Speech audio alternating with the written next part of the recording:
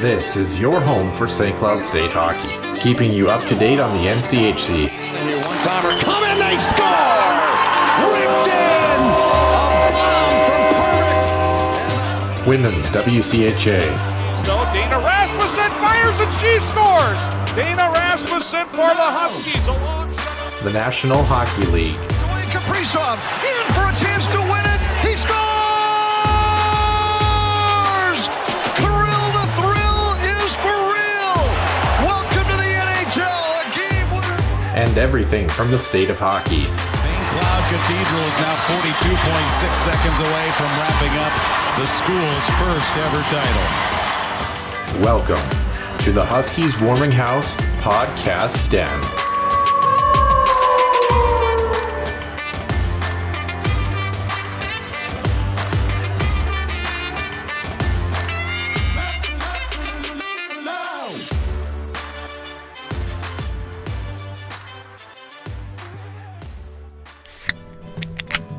The Huskies Warming House podcast is also brought to you by the Soda Pod, home of NCAA college hockey news and more. Stay wild and up to date with new episodes throughout every week. Find them on Apple Podcasts, YouTube, and other podcast platforms.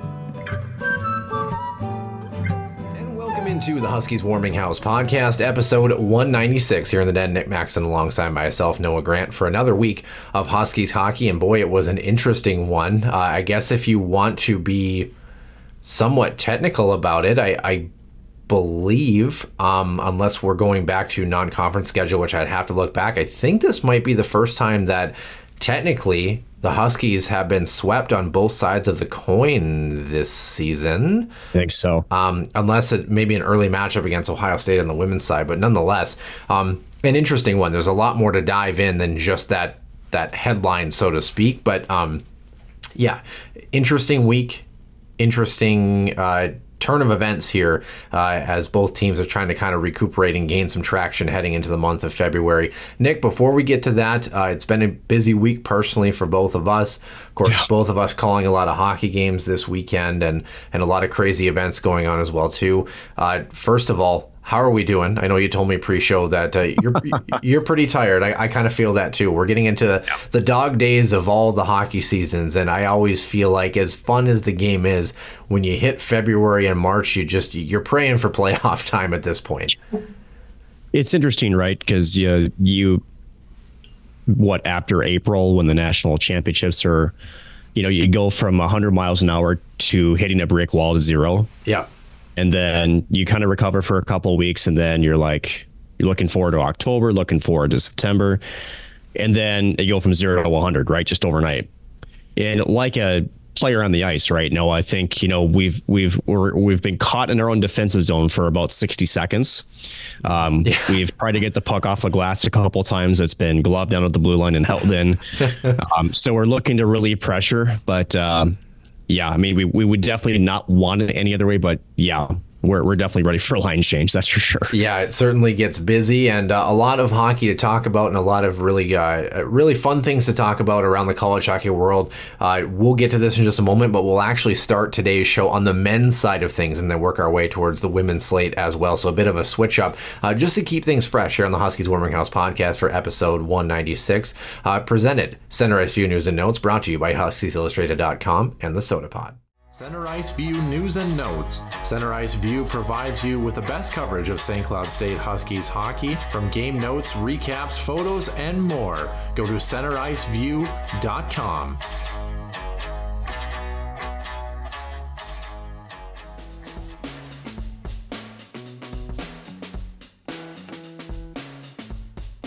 Episode 196, Noah Grant, myself, alongside Nick Maxon at Nick Maxon PXP on, I was going to say Twitter, I suppose it's X or whatever Elon Musk is trying to lose money for this current point in time. But speaking of losing, unfortunately, our men's hockey team couldn't solve an Omaha group. We talked about that, a team that is sitting in 7th place in the NCHC.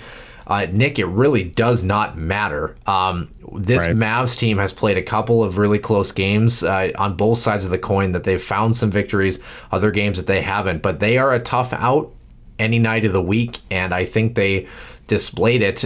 Even if you go to the 8th place team right now in Miami, giving a good fight against Duluth in that 6th spot there. NCHC is doing NCHC things. I think we'll get to the standings, but it was a pretty high flying weekend. Of course, you were in attendance you were doing the women's games. Did you get a chance to stay and check out one of the men's games? I didn't. We talked about the busy personal schedule, and not only did I do the women's game on Friday, I also did a sit down with Idalski, did a feature for Big Ten Network Plus, so that occupied a lot of my free time.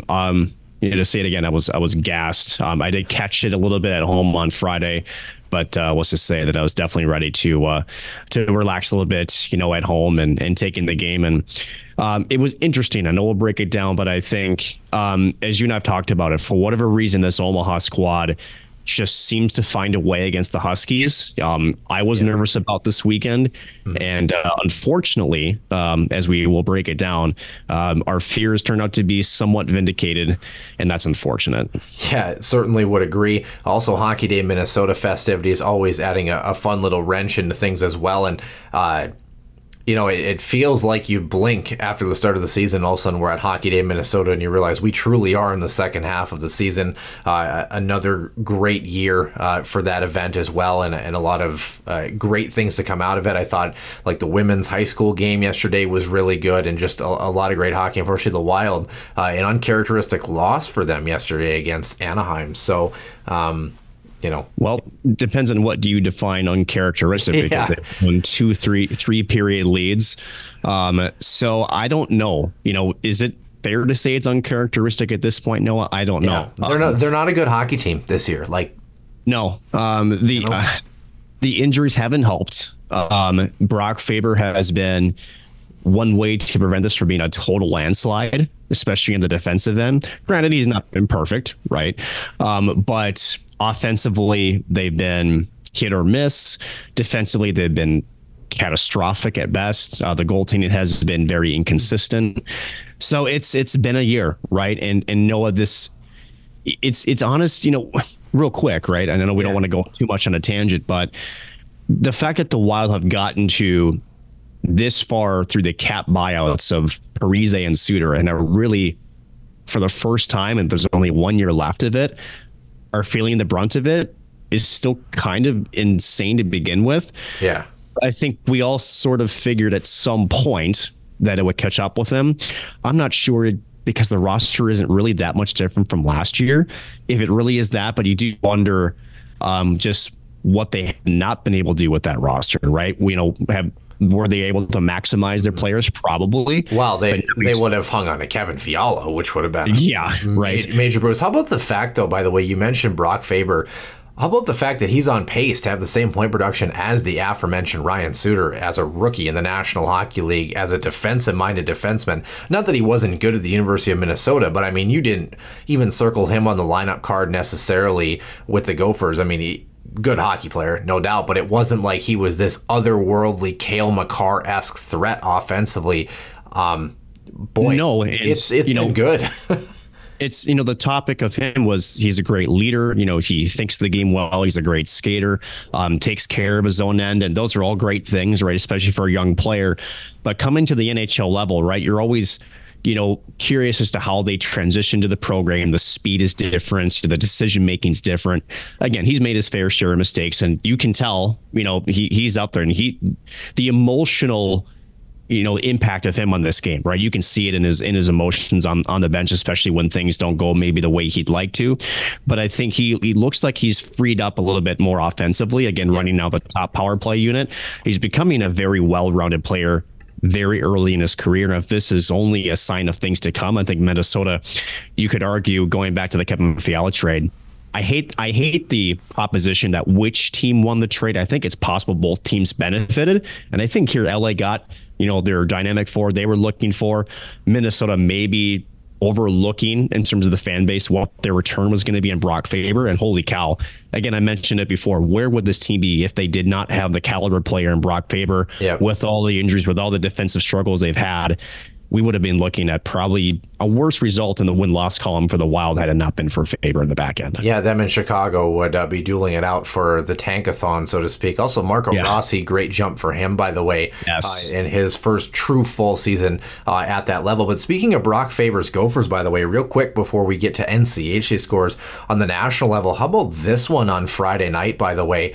This was a bit of a painful one if you were a Gophers fan. Up 2-0 after the second, outshooting your opponent by a margin of 22-13. Well, 17-8 for the Spartans in period number 3, who came back from 2-0 down, and the game winner with 4 seconds left. Former Duluth Bulldog Isaac Howard tallying the assist on Daniel Russell's 8th of the season. Look at the time, too. 19:50, 4 seconds left. Yikes. Yeah, not good. So if you wanted a national score, I know we can sometimes miss those just a little bit. Well, there's GB as a painful one. They responded well on Friday with a big victory against the Spartans, who are red hot. They're a good hockey team this year. So just something to kind of keep an eye on as well in the national scope, as I thought that score was interesting enough at least to pull out. In the NCHC side of things here, though, Nick, why don't we start with our first night and starting off with a team, Nick, we have been so high on. Both nights, 2-1 victories Friday and Saturday. Colorado College, both of them in overtime. Apparently the extra session is the way of the land for the Tigers, but nonetheless, this team helping out the Huskies pairwise wise. We'll talk about that, but this Tigers team is red hot. You know, I wouldn't want to be a team that faces the Tigers this upcoming weekend. Oh, wait. Who do the Huskies have? Oh, wait. You know, and Noah, this is exactly what Chris Mayotte talked about last year, right? And that is they felt like they were in games, but just could not find the W, right? They got things going around this time last year, but they felt like leading up to this point last season that they left points on the table, right? Going back to probably December-ish, maybe even late November now through, they've been on the other side. They've found ways to win in different ways. And Western Michigan too has kind of had a little bit of fall from grace. Not to say that the teams that are beating them aren't good, because they are, but CC putting it together here, third season of Chris Mayotte. You love to see it, honestly, because again, that program has been, you know, needing of a turnaround for quite some time, and we're seeing it. And my goodness, they may be the most scary team in the NCHC right now. Yeah, would absolutely agree. Although this North Dakota team is pretty good too. Speaking of them, how about this 5-2 and 4-2 victories? You know, to be fair, if you're a Huskies fan, we knew that the Fighting Hawks were going to be good. I'm okay with this, actually. I'm okay with North Dakota getting the job done, because it kind of keeps Denver off your heels a little bit. And I know that, you know, things might get crazy, but being in that 1 or 2 spot, I think, is just such a big difference between being 3 through 6 in that kind of mix in the middle, where it's anybody's guess as to who you're going to get. A pair of victories for the Fighting Hawks, and then 6-2 on the first night, and a much closer one, 3-2 in overtime. Miami gets an extra point in the loss up at Amsoil in Duluth. A good showing for both squads. The Bulldogs getting some traction, and the Redhawks, I thought, responded very well in that second night as far as their particular concerns there. So yeah, all in all, really good hockey. I thought over the course of the weekend, the NCHC continues to surprise as we go. It normally does. Yeah, as we go out through this year. And I think that we'll get to the Huskies games, of course, in just a second. But you know, you look at the NCHC standings. North Dakota now is on top at 32 points for them. St. Cloud in second right now at 28 points. Denver, again, you talk about the big difference. You know, if Denver wins that hockey game, one of the hockey games, I guess I should say, they would be at 26 points, 2 points behind St. Cloud, and North Dakota would be 1 point ahead of St. Cloud. I mean, that's a tight 3-horse race. At least at this point, St. Cloud still has a chance to buy some time, get some separation. Now, the caveat to this, Colorado College is now in a home spot at 4th place. They are. They're tied with Denver at 23 points. Should they have a very monster weekend against St. Cloud? First of all, Denver could inch closer in terms of getting 1 point ahead of the Huskies, as could Colorado College if both of them came in regulation. So we could see a very big shift in the NCHC over the course of the upcoming week. Western Michigan right behind in fifth at 22 points, 1 point shy. You talk about how big that weekend was for the Tigers, literally vaulting their opponent into a home playoff spot. The Bulldogs, they are in the mix. As much as we thought they might not be. They're at 20 points for the Duluth Bulldogs, and then Omaha with their victories against the Huskies now at 15 just have not gotten the bounces, but still, if they have a hot second half month of February, so to speak, things could get interesting. Miami now at 5 points, garnering the extra attention for the Bulldogs yesterday. But Nick, this is an interesting race to say the least. I don't know that we've ever really been particularly close from our NCHC predictions to what actually happens, but that's kind of the beauty of the conference right now, is that, you know what, a 7th seed can come and play at the time the number 1 seed in the NCHC, push them in a number 2 spot, and make things real interesting. That's been the hallmark of this conference for a long time, right? Is the parity. Now, granted, it's 7 out of the 8. I hate to exclude Miami from that, but it's been a while for them. I know we've talked about that ad nauseum for a while. But they showed some good things also against Duluth this weekend. But obviously work to be done. But to your point, right, that's the thing about this conference. Anybody can go into anybody's barn and win any night, right? You just cannot take anybody lightly. Miami beat Western Michigan earlier this year, right? So it makes this time of the year that much more interesting and that much more fun to cover, right? I know Huskies fans are probably losing their minds that they're losing the Penrose regular season. We're not putting a banner up for that anyway, so calm down, people, number one. Number 2, North Dakota, Denver, I would think we're both comfortable saying that they're better hockey teams right this second than we're saying Cloud is. This is very similar-esque to last season, where St. Cloud hit a rough patch. The big difference is it's not injury related. Yeah. So, but the same question remains, right? How can St. Cloud figure out to right the ship to get these wins in regulation, to not drop some of these? The good news is they're taking these to extra sessions, so they're not coming away with nothing, Noah, which is the positive thing. Unfortunately, Huskies are leaving some points on the table, and that's going to have to be rectified here in the next couple of weeks as we head closer to March and the NCHC playoffs, which are coming up in about 6 weeks. Yeah, of course, you've got the shootout wins coming out of the holiday break, so to speak, but that's all the Huskies have had. Essentially, if you want to be technical about it pairwise, the Huskies 0-3-3 right now coming out of the holiday break in conference play. Certainly something that you want to keep an eye on. Now, Friday night, I don't even know how to describe this. I think the best way is to maybe show this, which of course this is our switcher here, and this is all the logos we have for all the goals. I had to synthesize because I didn't even have enough space. That's Friday night's game.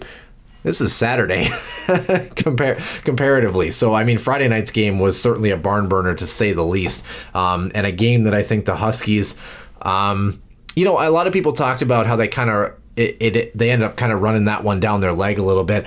I would concur in some senses, but at the same time, this just is one of those when you get 13 goals in a hockey game and the final result is an overtime finish. It's just anyone's guess as to whether or not a goaltender can stop a beach ball at the end of the night, right? I mean, that's just kind of how these games go. Nonetheless, Huskies outshoot Nebraska Omaha, who does end up winning this one 7-6. The margin was 39-31, 18-4 in the first for the Huskies. 16-15 for UNO in the second period, 10-6 for the Mavs in period number 3, and the lone shot of overtime did go to the Mavericks as well, and it ended up in the back of the net. Both teams, 6 infractions, 12 penalty minutes. Omaha 1 for 5 on the man advantage. Huskies 2 for 5. Again, pretty much dead even in the spread, so to speak, if you want to be special teams technical about that. St. Cloud, again, abysmal in the face-off dot. 26 wins, 34 losses. Puck possession, I've been told, is extremely important. But speaking of puck possession, St. Cloud put themselves in a really good spot early in this hockey game. You wouldn't think this one would end up 7-6. The only goal of period number 1 coming at the 16-19 mark. Adam Ingram, his 6th of the season, 1 of 2 goals that he would tally on the game from Tyson Gross and Dylan Anhorn.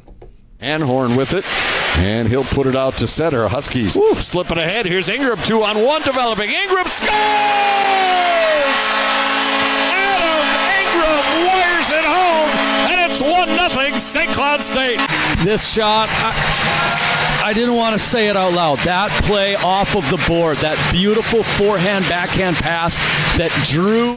Nick, just a strong area pass. It all starts with the breakout in the middle of the ice. Yeah, I like that decision-making. Goal scorer's goal. I mean, good release. Pretty good breakout, I would say, for the Huskies. And yeah, again, you felt like maybe they should have got more than one in this first period just based on the shot margin, but you'll take a 1-0 lead heading into the second. And you talk about a goal scorer's goal, right? How about that shot 13 inches off the ice, just above the pad, right below the blocker side? And you want a shooter like Ingram to be shooting the puck, right? I thought the defenseman had that pass across well covered. And when you don't see that, you can see Ingram looked. He's focused back into the goaltender, picked a spot. Good hard release, picked a spot, 1-0 Huskies. Yeah, well, you talked about a good release. How about him scoring again in the second period, his 7th of the season? Vieti Miettinen and Dylan Anhorn at the 5:34 mark on the power play. At the circle, feeds it across, shot to goal! What a pass! And an even better finish! This pass by Vieti, he's just waiting, and we've seen him do that so many times this year, but he usually pulls the trigger. That time he waited. You know, the last time I checked, though, Nick, Vieti Miettinen is supposed to be a goal scorer. I didn't know he could thread the needle like that. That was tape to tape through a couple of bodies. Yeah, that picturesque, tape to tape, and on the man advantage as well. Good special teams production. This is why Toronto saw him as a NHL draft pick. Is yes, he can shoot the puck, but sometimes his passing is even more spectacular, and he's dangerous in that half wing wall spot on the power play, because as a goaltender and also as a defenseman, you have to respect his release. But he can also thread the needle, as you mentioned. Adam Ingram could catch and shoot. Good quick release from him, and it's 2-0 Huskies on the power play. Yeah, just 3 minutes later, though, Jack Randall would create a turnover. Capitalize on a turnover that Nolan Sullivan created on the assist to get UNO within one. Now Sullivan, though, with it again. Centering pass, and they do score this time. And Omaha is right back in it at 2-1. That pass, you know you've got that shortage down in the corner. You don't want to make that pass out. It was the original pass that ended up biting him on the backside. Nolan Sullivan, a good burst of speed, had that first shot on the breakaway, and right there, a nice effort. Yeah, I mean, that's not one you're going to like. Nick, no. You already know exactly what went wrong there. Tell the listeners at home. Well, if you go back to the video, not one, not two, but 3 sweaters along the wall, and you lose that puck battle 1. Adam Ingram, the forward, goes down, and I know that coaches will go back and forth on this, but once you leave your feet, you're kind of out of the question. So Sullivan makes one little stick handle around the skates. Weak side spot is wide open. Dominic Bassi is 6'5", 6'6", somewhere in that range. He's tall. We'll put it that way. Yeah. Even then, that's a tough area to cover. Can't really fault him on that. Good turnover forced by Omaha. Good execution there to make him pay. Yeah, well, I hate to break it to you, Nick. Huskies, well, they do end up taking the 3-1 lead. About 3.5 minutes later, Zach Okabe's 5th from Werner Miettinen and Tynan Ewert.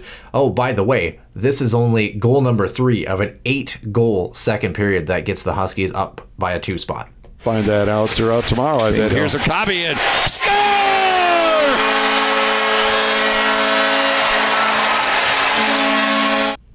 Yeah, a good release, good zone entry, flat drop pass. No mistake on that one. Don't think we really need to talk about that one too much. I mean, just good quick release on the stick, off the stick.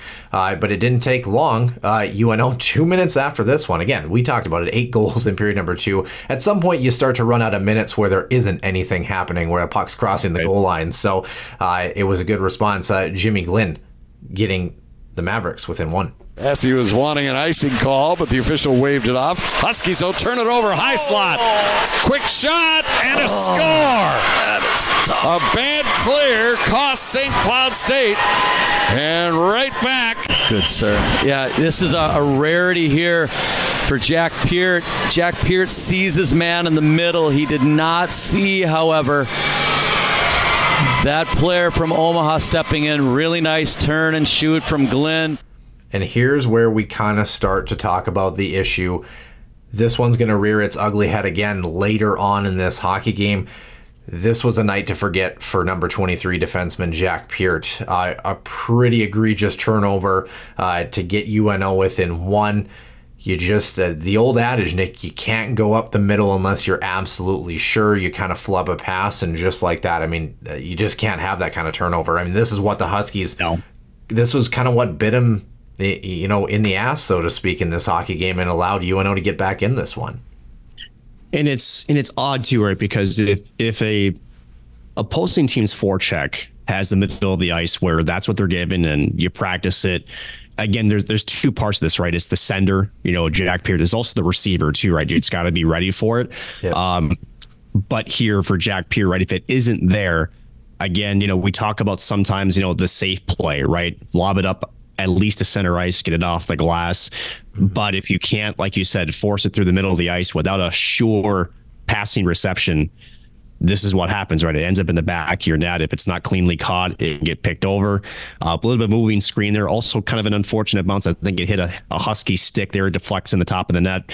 But you're certainly not helping out yourself because you're not in your defensive structure. Not helping your goaltender there because he's partially screening the play. You're kind of reeling. It's a recipe not for the good for the Huskies in that situation. Yeah, but it would be Ty Mueller, a tripping minor for the Mavs that would allow the Huskies to go back on the power play. Barrett Hall's 5th of the season. Mason Salquist, Werner Miettinen at the 16:45 mark. Back to the point. Peart. Werner Miettinen walks inside of the net. Quick shot. Score! It's in the back of the net. Hall has got it. Again, the Huskies go up by. Good puck movement, good execution, able to kind of threaten the middle of the ice down low in the middle of the slot. It wasn't the primary shot that the Huskies were looking for in the slot, but again, the secondary opportunity, weak side, quote-unquote defenseman on the power play, able to capitalize in Barrett Hall. And yeah, I think we've learned this by now, Nick. When he gets the puck in a scoring area, he usually doesn't miss. And you thought St. Cloud, okay, that's got to be the scoring. They're finally, you know, in a good spot right now. 4-2. Well, how about this? A pair of goals at the 17:08 mark, and then 14 seconds later, UNO tallying their 3rd and 4th goals of the game and tying this one right back up. 3 minutes to go in the second period. Huskies with a pair of power play goals, but here comes Lutke busting right in, goes to the net, and they score again. As soon as St. Cloud gets that 2-goal lead, the Mavericks. How Omaha has been jumping on these opportunities and creating odd man rushes. And here they come again, and they've tied the steps. game. They have tied the game as snapping that one home was Slipik. Couple of turnovers, poor recognition in transition, blown coverage on the weak side, especially on that 4th game-tying goal. Nick, this is actually something that bit both teams in this Friday night, but you've got to have your head on a swivel, and when you're losing puck battles, you can't get caught puck watching. You've got to find your assignments in the middle of the ice, and you can't turn pucks over in transition when you're trying to move one direction. 2 goals in 14 seconds, not exactly a recipe for success.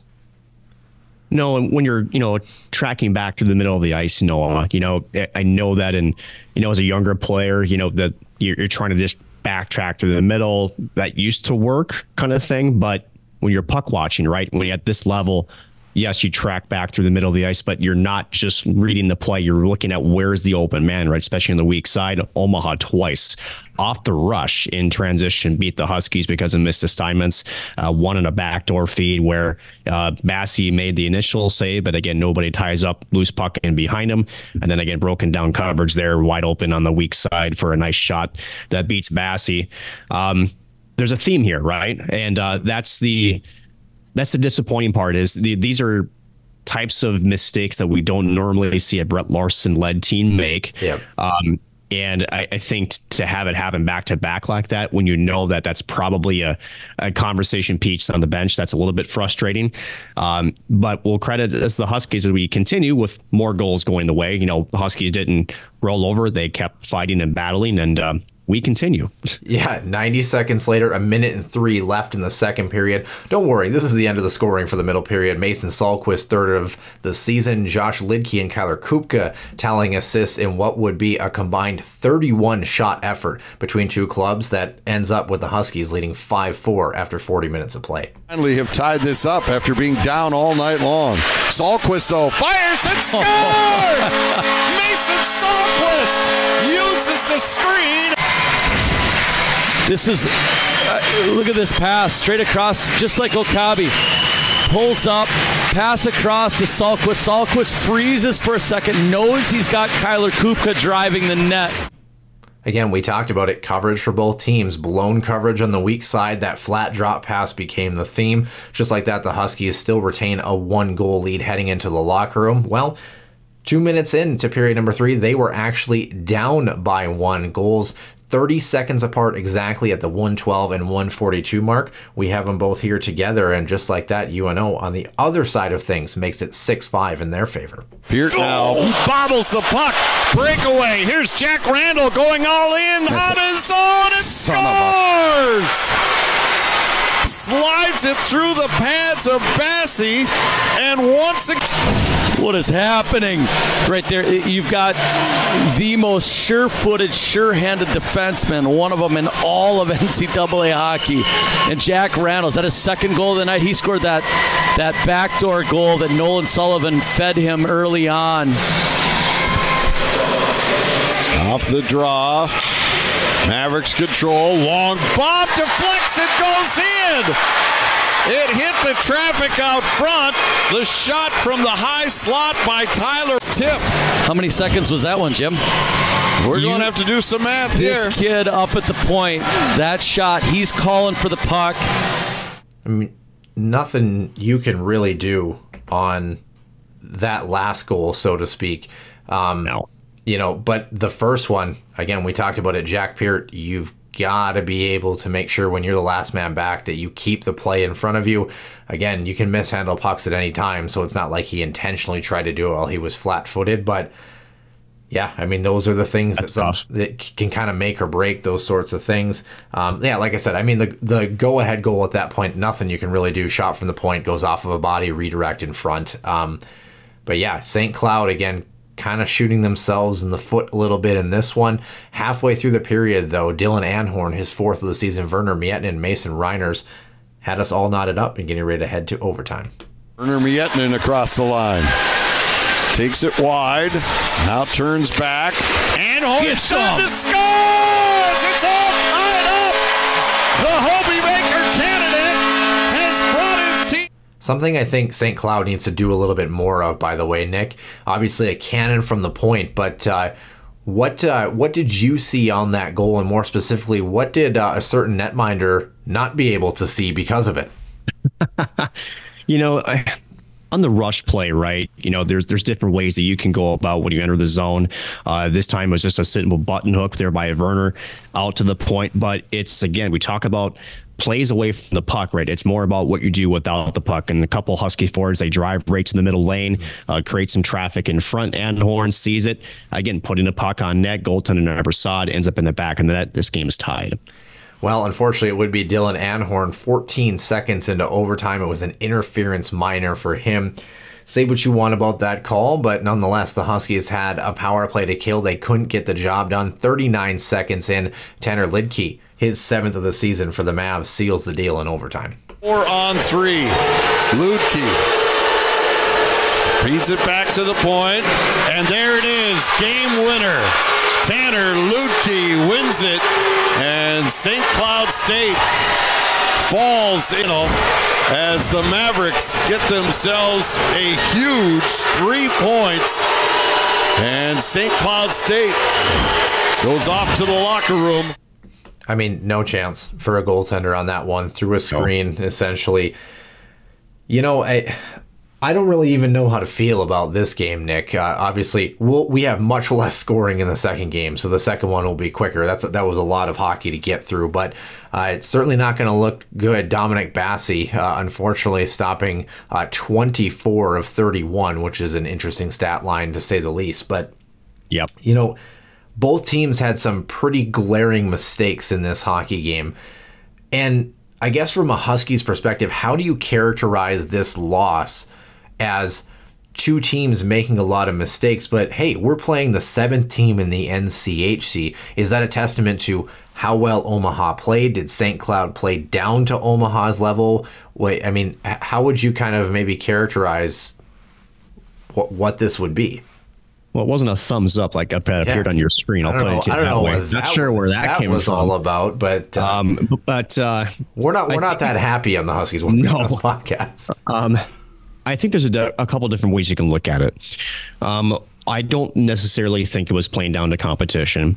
I think the Huskies, just like Omaha, are a bit of in a desperate mode right now. I think, again, as you mentioned, 0-3-3 in conference play since the start of the holiday break. Those are not great numbers. There are only 2 wins were against Bemidji State. Those are non-conference. Mind you, those were must-have wins, and they're looking more like must-have wins as we continue on here as we enter February, which is the next time the Huskies will take the ice. But I think ultimately both teams maybe a bit, how to characterize it? I think more than anything, Noah, is both teams maybe cheating a bit. Yeah.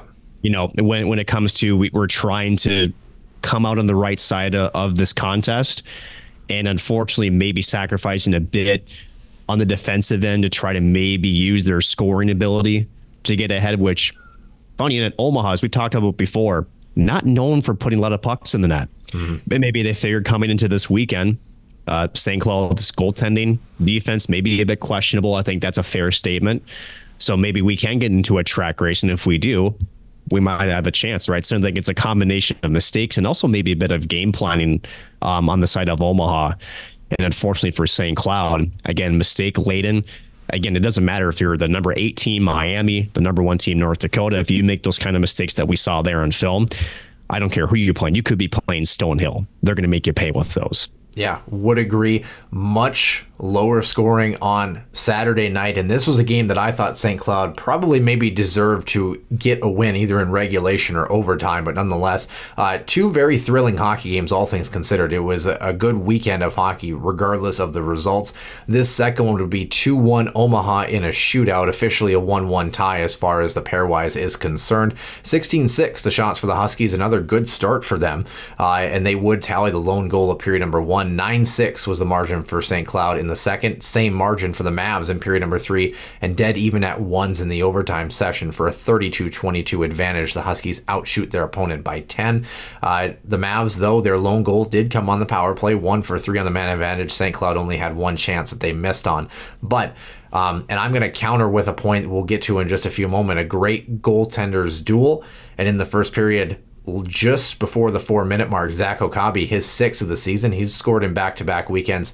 Vieti Mietin and Josh Lidke tallying assists in the lone Huskies goal of the hockey game that would count. Zone gets a second chance. It does to Mietin, and he backhands it rink wide. Here's Okabe across the line. Fires the shot, and it goes through! It goes through, and Isley has no idea how it did! I mean, he was right on his angle. Good things happen when you put the pucks on net. Really nice breakout pass.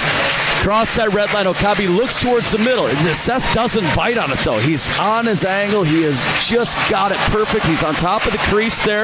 Look at that. Just sneaks underneath over his pad and underneath his blocker there is, I believe, where it went through. I'm not sure if it went straight through the wickets, but it's just enough top spin on it. Yeah, I mean, you'll take him any way you can get him. Good things happen when you shoot the puck, as they mentioned, and didn't even know that he had actually scored, and it just went over the line by about half an inch. But again, that play all starts with Vieti Mietin able to corral that play from Josh Lidke. And how about that seeing eye pass behind your back, no look, all the way across the ice to hit the weak side winger with speed on the tape, on his on hand. I mean, doesn't really get much better than that. So from a St. Cloud perspective, I mean, You'll say not the prettiest goal that we've seen. No, certainly. But, just better puck support, too, especially in that initial sequence, right? I think, as we look at the score, right, I think maybe defense was part of the conversation, after Friday night's game, maybe just a little bit. How about James Gray getting his first NCAA start, too? I thought he looked really, really, really good. Yeah. Granted, I think teams, definitely saw the scoreboard and said, hey, we can't keep playing like this. We got to maybe lock things down. But sometimes, again, shortening the ice, right? Just, maybe more 5 to 6 foot passes, not, 10 to 15 footers. Again, using the width of the ice there to spring Zach Okabe on the weak side. And again, this nice opening up, keeps the defender stick in the middle, shoots in between the feet. And again, no shot is a bad one on net. It leaks through the pads, and Huskies take a 1-0 lead. Yeah, it almost was 1-1. UNO had a goal disallowed for offside, and then the Huskies thought they made it 2-0. Also, another goal disallowed in the same spot for offside in the respective periods, first and second, respectively. Determined that the play was offside. We have no goal. Great call. Great call by the coaching staff to spot that. That was it. Yeah, that's good. Great job by the coaches. I guarantee right there you can see Ludke just a little bit offsides. And after review, it was determined that the play was offside. We have no goal. So 2 goals taken back here tonight. The same spot, the same play. So 2 no goals. We play on. Nebraska Omaha would also have an opportunity as well where Gray made the save, and it ended up being right on the goal line as well too. Too hard to tell from the replay if it did cross the line. So a pretty interesting hockey game. Our only other scoring of this one came in the second period, though. On the power play, Matt Miller's 4th at the 9:30 mark was the last regulation goal, and this one coming for the Mavs. Oh no! And misfortune there is a shot deflects and ends up in the out of this play. The breakout. They had all 5 skaters at full speed. He's intending to hit Ludke on the back door. That pass is at Randall. He throws that puck across, and it hits Cooper Wiley on a stick skate, and just perfect in the low corner. Matt Miller gets credited for a goal there. Yeah, I mean, if you want to be technical about it, the Huskies scored both goals in regulation. I mean, that's just an unfortunate bounce off of the skate. Offensively, it might even potentially be a kick. I have no idea. I mean, what do you do? I would have challenged it, but no. I mean, so this is the bad bounce that you would take in Friday's game, right? Because again, Huskies were in good defensive posture there. Again, you're following the player traveling down the middle lane there. So you had that player covered. Again, just a bad bounce off a skate. James Gray maybe a bit late to react to it. Again, not much he can do about it. But nonetheless, sometimes you got to be lucky to be good to be lucky. And Omaha gets a lucky bounce here to tie it up at 1. Yeah, and Omaha, Ty Mueller doing the job in the shootout. He was the first shooter, and he was the only one that was able to tally. Vieti Mietin, Kyler Kupka, Adam Ingram, not often all 3 of those guys not able to find the back of the net, but it was a great performance from the Mavs as they take the shootout victory. Al Gray facing his first ever shootout attempt, going against Ty Mueller. Mueller moving in, and he scores. Nice move by Mueller. Blocker. Here comes Adam Ingram. Needs to score here to keep it going. And Isley gets a piece of it. And Omaha gets the extra. Silky set a mitts there on the lone goal in the shootout. Omaha gets the job done. St. Cloud actually does benefit, though, from the Western Michigan loss from their upcoming opponent, the CC Tigers. Western now down to 14. St. Cloud occupying that 13th spot. Michigan right ahead in 12. And Nick, this is the conversation that I kind of wanted to have here as we wrap up the men's stuff. Is James Gray on the verge of maybe starting to potentially be the guy heading down the stretch if Dominic Basse continues to not get defensive support? Basse hasn't been bad, but he's been in that 905 to 910 territory, and to his credit, James Gray has looked pretty decent. This is a tough one to answer, right, Noah? Because as we've talked about it in years past, sometimes goaltending statistics are team statistics, right? Yeah. But I do think it is something to be said, because if you go back just a couple of years, David Rennerich, it was his crease. Yeah. And they made no mistake about that, right? He played to where that was his net.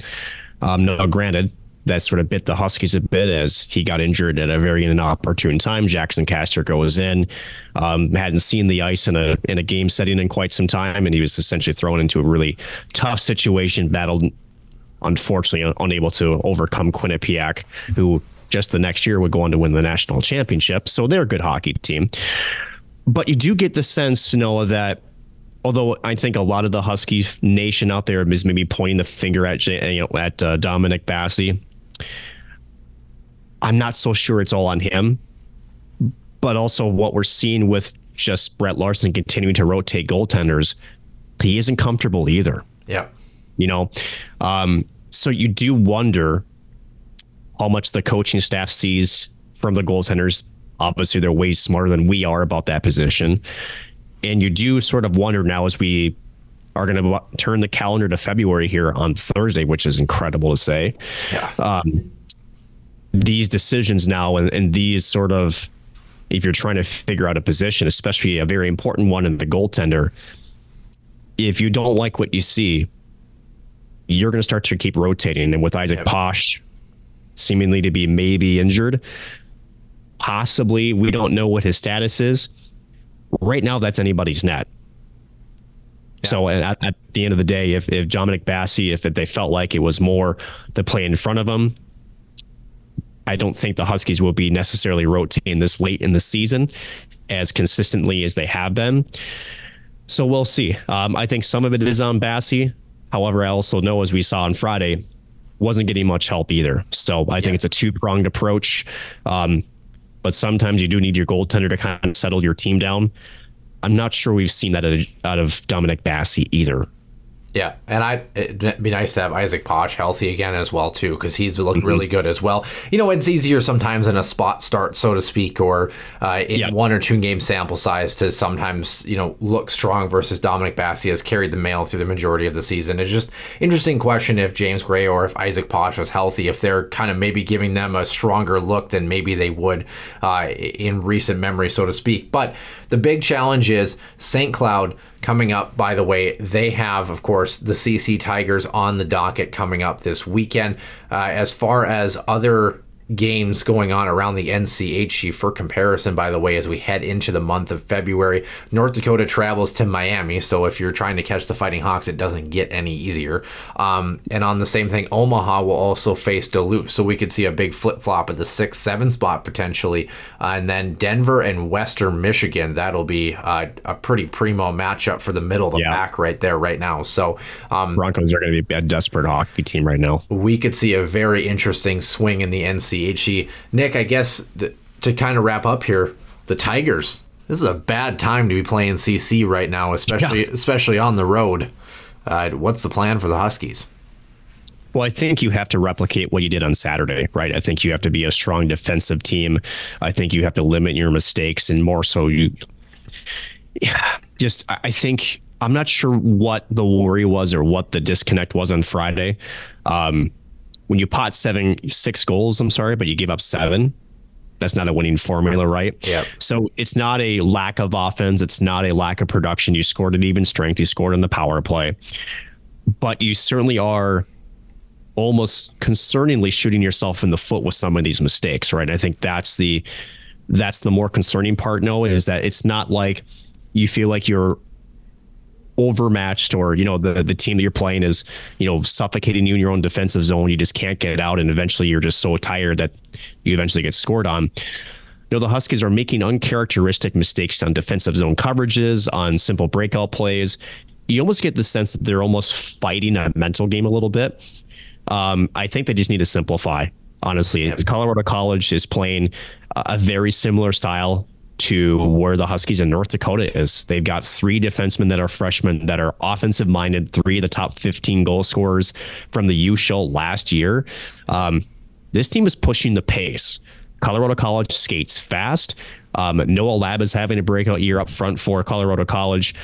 And they feel confident right now. And you got a very good goaltender in between the pipes and Caden and Barrico. So I think, to me, simplify the game. Again, we go back to the Werner, yet and set up back up to Dylan Anhorn. I think that's how you have to play it off the rush. And more so, you have to get sustained zone time. If you can keep Colorado College out from playing in transition, playing north, and just sort of wear them down below the goal line, I think that's how you beat the Tigers, is you simply take their feet away from them. Easier said than done. I'm curious to know what you think the Huskies should do as they go on the road to Ed Robeson Arena. Beautiful arena, by the way. Yeah, find some traction against an opponent that's been red hot, I think, is the kicker. When St. Cloud has had success, they've had a strong Friday night game. And right now, that's kind of been few and far between since the month of January has started. St. Cloud just has to kind of find a way to get through a Friday night with a regulation victory, I would say, and feel a little bit better about themselves. Dylan Anhorn pacing the team right now. Good weekend for him, 23 points in the season. James Gray in his lone start, a .955 save percentage. Isaac Posh was kind of moreover who I should have really been referencing if he continues to hopefully get back and being healthy. In his 4 games, he's got a 9-8 right now. Dominic Bassi with the absolute slog of Friday, an 8.97 for him right now. Also, from a Huskies Warming House podcast perspective, no more 13-goal games. They're very hard to recap, and they take a lot of time. Yep. So with that being said, we are going to move over to the women's side of things. No victories, no points, no extra session soirees, but boy, did they play the number 1 team in the country very close this weekend. A much better showing, I would say. Ohio State grabbing a 4-2 victory on that first evening. And, well, I guess before we get to that, let's not jump ahead of ourselves. Taking a look at other scores around the WCHA, Wisconsin beating Duluth 2-1 in the first night, 5-4 in the second one. St. Cloud getting help. But boy, that Badgers team, that matchup between the Badgers and the Dogs has always been a close one. Speaking of close games, Gophers 4-3 and 2-1 over Mankato. Good showing for the Mavs to try to try to make things interesting. And then Bemidji State winning on Saturday 4-2, and I can't remember who ended up getting the extra point between them on Friday, but it was St. Thomas that they matched up with, and a 2-2 official tie in the pairwise finish on Friday. But with that being said, St. Cloud, of course, Nick, you were in attendance for these games. A great call, by the way, by yourself on Friday. I got a chance to listen to most of that hockey game, and it was very good. And it was a game that you didn't think that St. Cloud was maybe going to try to respond and get back in. Shots were 35-17 in favor of Ohio State. They did not score on 2 power play opportunities. The Huskies were 1 for 3 on their chances, respectively, and pretty much 500 in the face-off dot. But yeah, I mean, in the first period, though, it was a 3-goal first period for the Buckeyes to put themselves in a really good spot and make it 1-2-3-0. We'll roll through all 3 of those goals. As Kayla Barnes sneaking in from her defensive spot, turns and fires, scores! There's Hosworth. Hosworth surveying, cutting to the middle, a shot, rebound, loose, scores! To dig the puck out, and I do believe it's Bugialoni that tips it behind Showback, and it's 3. 2 times the Buckeyes create opportunities, turning out through a screen, essentially creating chances down low, and the third one comes from below the goal line, able to chip a puck towards the middle of the ice and redirect right on the doorstep, and that's what Ohio State's going to do. They're not going to be shy about getting to the dirty areas and getting towards the crease. No. Nick, a very good first period for Ohio State. What did you see there from a team that pretty much asserted why they're the top team in the country? One, they came out and said, this is our game, right? Talked to Brian Idalski after the game, and, very complimentary, obviously number 1 team in the country, but you hit it on the head. This is a team that skates incredibly well, is super talented, super skilled, but they get to the dirty areas. Yeah. If you go back to the film, and for all 3 of those goals, they had not one but multiple red sweaters in front of the crease. So shots through traffic, the goaltenders have multiple things they're trying to, figure out and try to decide what's the bigger threat. And I think what hurt the Huskies is a bit of a slow start that first period. They came out and admitted that wasn't our best. They definitely were, shall we say, in second gear when Ohio State came out in fourth. So that didn't help. And then the Buckeyes scoring 47 seconds into the game does not help either. So I think right off, the get-go, the Huskies kind of find themselves behind the 8-ball a little bit. Now, you get to the second and third, and we'll obviously discuss it. I think the Huskies finally settled down. The game slowed down a bit too, which favored them a little bit more.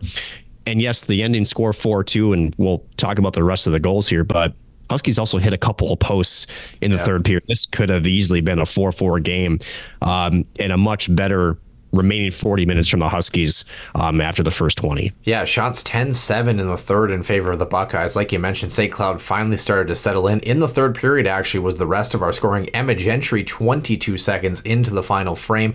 Her 6th of the season. Cece Bolby and Alice Surreal tallying assists. Away, dragged to the middle, a shot, that stop, rebound is loose, they score! Strike 0 early in the third, it's 3-1. You can see on the replay. Ends up going off of Gentry and a Buckeyes defender, but what do we talk about on the men's side of things, Nick, is when you have players coming in on the wide out, essentially, when you have that center lane drive, you float pucks towards the middle of the ice, anything can happen. Good pucks on net. Again, I love the net front crashing mentality there that ends up getting the Huskies on the board.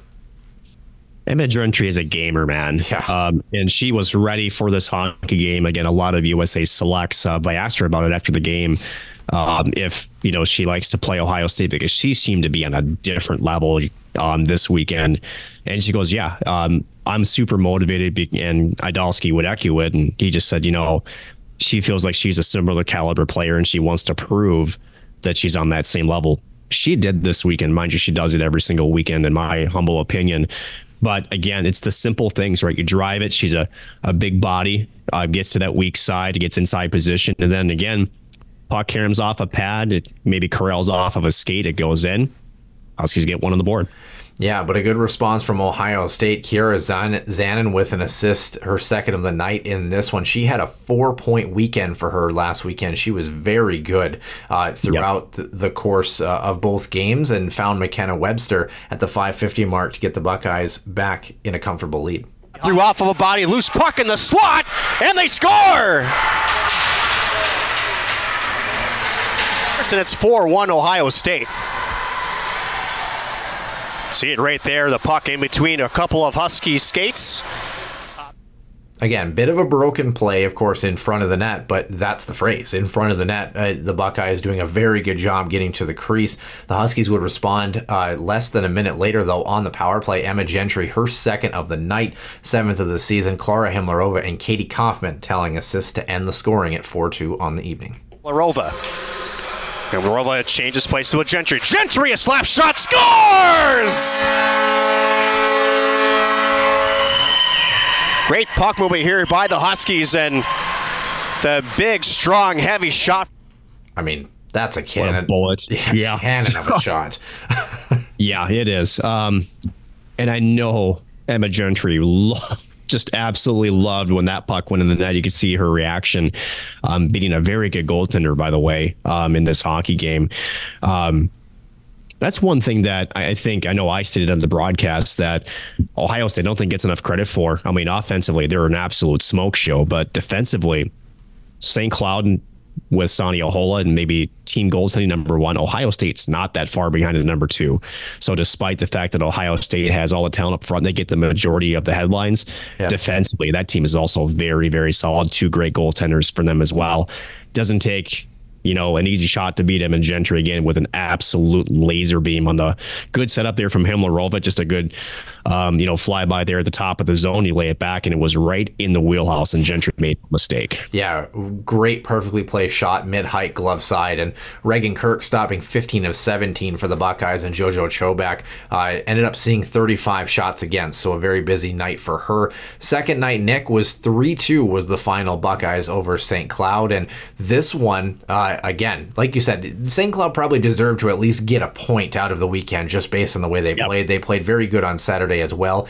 Shots 36-20 in favor of the Buckeyes, but it was 8-8 in period number 1 as, again, the Buckeyes failing to score on the power play this weekend. That's a great credit to the defensive structure for St. Cloud. 0 for 3 were the Buckeyes in this one. St. Cloud, 2 power play goals on the weekend, 1 for 3 in this one as well. Nick, I know this may surprise you, but the Huskies had a goal scorer to start this hockey game. Happened to score a lot of goals this weekend. Emma Gentry, her 8th of the season, unassisted at the 10:22 mark of period number 1, got St. Cloud on the board in this one. And again, this is at some point, I think teams, for whatever reason, they just haven't figured out that maybe you need to cover Emma Gentry in these hockey games, but nonetheless, St. Cloud would take the early lead.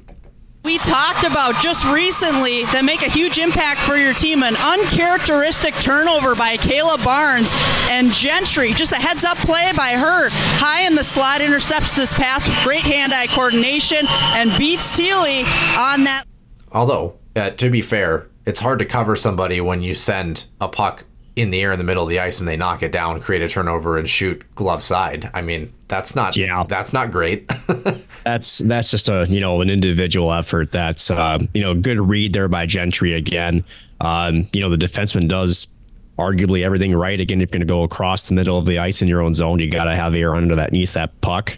Gentry right has stepped up, and 99 times out of 100 that puck gets through, right? Emma Gentry with great hand-eye coordination knocked it down and then doesn't dust it off, right? Sometimes with good goal scorers, they're not trying to pick a corner, they're just trying to get it off their stick quickly. Emma Gentry does that. Amanda Thiele can't catch up with it. 1-0 SCSU. 7.5 minutes exactly, though, Kiara Zan, and we mentioned it, her prowess this weekend, 4-point weekend, and her 11th goal of the season. Goal yesterday on JoJo Chobak, and you can just see an errant turnover right there by Ella Anik, and nobody picks Zanin up. The Penn State transfer wide open in front of Sonia Hola.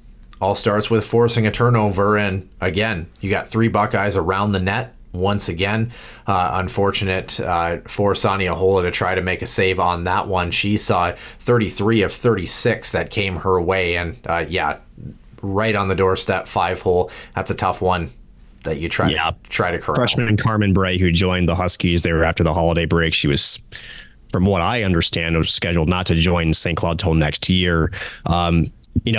Freshman mistake, bobbles a puck, maybe a bit forced there, but again, that's what Ohio State does. Like, they force you to make mistakes, and then because of their structure, they transition and they turn it to an offensive chance real quick.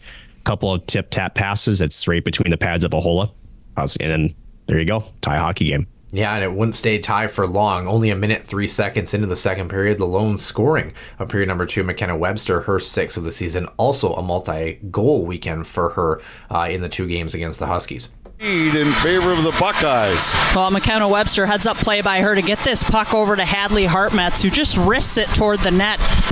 Big play by Webster, hand-eye coordination, tips this puck out of the air that just redirects right over the left shoulder of Sonia Hola. Yeah, no chance. Silky redirect. That's on the side, of course, of Clara Himlerova, who is in a different position, of course, from what she's used to playing. Although, despite her previous playing experience, I mean, she has been a forward for the large majority of the Huskies' career. But again, beautiful redirect. Nothing you can really do through a screen there. Ends up going short side glove. Just goal scorer's goal. That's what good teams do. Yeah. That's a top caliber play. But it won't be the last of the hand-eye coordination we're going to see in this hockey game. But before we get to that one, at the 13-minute mark exactly, Joy Dunn made it 3-1 in favor of the Buckeyes. And St. Cloud again holds the Buckeyes off the board, but there's the centering pass and a goal just as the penalty expired. Who's in front of the net, right? And Ohio does such a good job of just having players cut to that net. And what a great feed by Kiara Zanin to, once again, nobody's taking Joy Dunn, and that redirection on her forehand, no chance. So, Nick, we saw it on the overhead cam on the replay. Any idea where that goal was scored? Yeah, 1 inch in front of the blue paint. No, but quite literally. And then also what you saw, or maybe should I rephrase it, what you didn't see was a Husky defender tying up Joey Dunn there. Got to credit again Ohio State. One of the reasons why they're number 1 is obviously they're winning hockey games. Mind you, they've only lost twice all year. Once to St. Cloud back in early December, and they played them well, right? Yeah. But it's these types of things that I think puts Ohio State on a different level. So, other than Wisconsin, other than Minnesota, is that although they have all of the talent in the world, and they scored some talented goals, we've seen it this weekend. But again, a lot of it is just the grease pan goals. It's the Dave Shayak type goals, right? That's a dangerous team to play against when you have the talent plus the grit and the willingness to get to those dirty areas and to get underneath the defensive side and just sit there, and you're going to take a beating. The stick was flat on the ice, good strong bottom hand, just a quick redirect, and St. Cloud again off of a turnover, or maybe even so just a quick dump in, quick pass below the goal line. People caught puck watching. It goes right back to the weak side again. Quick, crisp puck movement, tape to tape, back in the net. Yeah, that's what good teams do. St. Cloud would fight back, though. Less than a minute remaining in this one. Laura Zimmerman, Clara Himlerova found Taylor Lind with the extra attacker for her 5th of the season. How about this for net front presence and hand-eye coordination? Off. Emma Gentry gets this puck up to Himlerova, who she takes it from her backhand to her forehand. Doesn't get through initially, but Laura Zimmerman does a good job of just kind of whacking at it with Taylor Lind taking the eyes away of Thiele and finds a way to beat her on her forehand. Special teams marker on Jennifer Gardner's tripping minor with 18:47 gone in period number 3, but that's all St. Cloud could muster, making it a 1-goal contest. All in all, Nick, I would say a fairly good showing for this women's hockey team. I mean, you take on the #1 team in the country. You're the only team in WCHA play to get it done against this group all season, like you really mentioned. I mean, it's a tough task, and I think that St. Cloud, it's unfortunate that this effort level showed up this weekend as opposed to the 2 previous weekends, because I think we're talking about a different story. We're talking about a team that would instead be probably 17-8-1 on the season, as opposed to where they're at right now at 15-10-1. But nonetheless, you've got Wisconsin coming up on the road before taking on Minnesota for a weekend, Duluth, and then Bemidji State. It doesn't get any easier. I think this was a good building block for the Huskies to at least feel all right about their effort. Clara Himlerova still pacing the team with 22 points and 14 assists, respectively. Katie Kaufman has 12 helpers. And also, we do have a tie right now for goals scored this season. I imagine this might change just because of where Himlerova is at right now. Both her and Emma Gentry now with 8 goals, respectively, on the year. And to be fair, it didn't hurt the Huskies in the pairwise. They're sitting in the same spot right now at 10, right ahead of UConn, right behind Duluth, which is not a bad spot to be. If you're talking about other games, by the way, in the WCHA that are going on this upcoming weekend, St. Thomas travels to Minnesota, at least on that, Friday and Saturday. And then it's a Saturday-Sunday matchup for the Huskies, by the way. So they play actually, our bug is wrong, and they're actually listed as the 3rd and 4th. That St. Cloud will end up traveling to Wisconsin, and then Duluth will host Mankato Friday and Saturday as well. So a lot of really great hockey coming up. But Nick, as we take a look at the WCHA standings, Ohio State 55 points in first, Wisconsin with 49, Minnesota with 44, St. Cloud with 32. They still retain a 3-point lead over Duluth. A big weekend for the Badgers helps St. Cloud. Now you hope that they can do it again against the aforementioned Wisconsin Badgers. Mankato at 13 points, Bemidji State at 10, and St. Thomas pulling up the rear at 8. But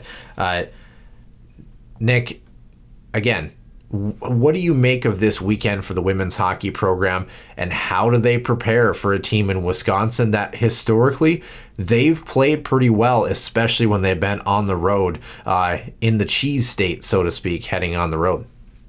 Well, I think you can take away one big thing, and that is Friday's first 20 minutes. I think if you're ready to weather the storm, which they were in night number 2, Brian Idalski had mentioned that in the post-game press conference, you give yourself a chance, right? And I think that's what you take away from this, is that you play the #1 team in the country right now better than anybody else has all season. Granted, you have 1 win to show for it. Again, couple of posts on this weekend's Friday matchup. You may have had a tie, forced overtime. You never know what can happen, right? So you have to take a look at the positives, right? And that is defensively, still pretty good. Again, you're holding a team that averages over 5 goals a game, and you kept them down below that both nights. You're the only team also that has been able to find more than 2 goals a night against this squad. That's something to hang your hat on. Yep. And Wisconsin, they're a skillful team. They're maybe not as shall we say, gritty as Ohio State is, but they play a similar style, right? They're very forecheck minded. They're very up, moving the puck north. They want to be able to get in your own zone and wear you down defensively. So you have to take what you did well, which you did for 5 out of the 6 periods, and you just have to build on that. And you have to believe that you can do it. St. Cloud's in a spot now where, over the next couple of weekends, Duluth is going to start to face some of the teams that St. Cloud split on when maybe they should have had 2 wins, right? So that 3-point cushion, unfortunately, is not enough if you're looking for home ice. So if you can get 1 from Wisconsin, great. If you can get 2, even better. But I think it's okay to say that the expectation now is you should be able to push Wisconsin to get at least a win, even if it's in Wisconsin. I think they can do it. They show that they are up to the task. Question is, can they build off of a weekend after a weekend set of performances against top teams in the country? This will be a big measuring block for St. Cloud. I think they can do it. I think they know they can. Question is, can they go out and actually execute? Yeah, and you talk about it, the schedule coming up, Wisconsin, of course, and then Minnesota. That Gophers team is beatable this year. They are beatable. They're very now. St. Cloud needs. I would say St. Cloud between Wisconsin and the Gophers, they need to take 1, if at least not 2. I think they're capable of taking at least being 500. That Gophers team, they could sweep the Gophers, which is a wild phrase to speak from when we first started doing this show 4 years ago. But and then Duluth, that's a primo matchup. You have to be at least 500 in that matchup if you want to retain a home ice spot in the WCHA. That's the biggest weekend of the year, unless everything does go awry and Duluth starts to go on a tear, which, like you said, high possibility depending on their matchups. And then Bemidji State, again, you don't want to hit the final week of the regular season. 1, leaving anything in doubt, but number 2, if you are in a position where there could be some doubt if you don't play well, you got to take care of business there. Unfortunately, was not done in the month of January. Has to be done in the month of February. So, and one thing to know as we're looking at this, 7 of 8 on the road. Yep. Yeah, that's a big test for this team. Yep. So, but nonetheless, they play like they did this weekend. They will give anybody a good run for their money, and if they can build, they can learn from it, and they continue to grow. I think it'll be a good, fun ride to the finish. As this team is a group that, regardless, has a chance for the first time in probably over a decade, maybe a decade and a half, to do some damage in the WCHA playoffs, and maybe they could be an at-large bid, so to speak, for the NCAA tournament, which is an awesome phrase to say for this group. It is, if you think about it, Noah. I think if you do get 2 of 4 from both Minnesota and Wisconsin, I don't want to say you've sealed that, but you're pretty darn close to get yourself there. I really do think that you do. You don't want to look at it that way, but because you're right there in the bubble, right? Yep. But I do feel like, just based on, again, WCHA, that top 5 or in the top 10, they're all right there. I think you have put yourself in a position where, if you can get 2 of 4 from those next 2 matchups, teams that are ranked ahead of you, I think it'd be pretty tough, keyword tough, to take them out of an at-large bid. I'm not a person of the NCAA committee. We've seen Alaska get screwed over before. So, but, I think that they would make themselves a pretty nice resume case to be an at-large bid if they were able to take a couple of games out of the next 4. Yeah, who would have thought winning hockey games helps? But I know, right? Nonetheless, by the way, if you're paying attention, one last caveat here, as you mentioned, the final 8 games for the Huskies coming up on the docket: Wisconsin, Minnesota, Duluth, and Bemidji. We talked about it. We said this could be the first team to 20 wins. They would need 5 of 8 in order to make that happen. Also, we talk about how important the past couple of weeks could have been as well. I predicted them to have 20 on the nose. Nick predicted them to have 21, which means they have to win 6 of their next 8. That's a tough task. It's tough. But also potentially not out of the question. If this team can get hot at the right time, you move into February and March, things could be pretty interesting. So the graphic is wrong. It's actually February 3rd and 4th. They travel to Wisconsin. Men's team on the other side at 11, 8, and 5 on the season. They will play the normal Friday-Saturday matchup at Ed Robeson Arena against Colorado College. It should be a good one next week. I will be flying solo next week, so keep that in mind as well. We had some scheduling conflicts that we just couldn't avoid, but then back, we will still have a show next week. We'll still have some recaps for you. And then back in 2 weeks, Nick will be joining myself, and we will be ready for episode 198 at that time. For the aforementioned Nick Maxon and myself, Noah Grant, we will see you soon in the den.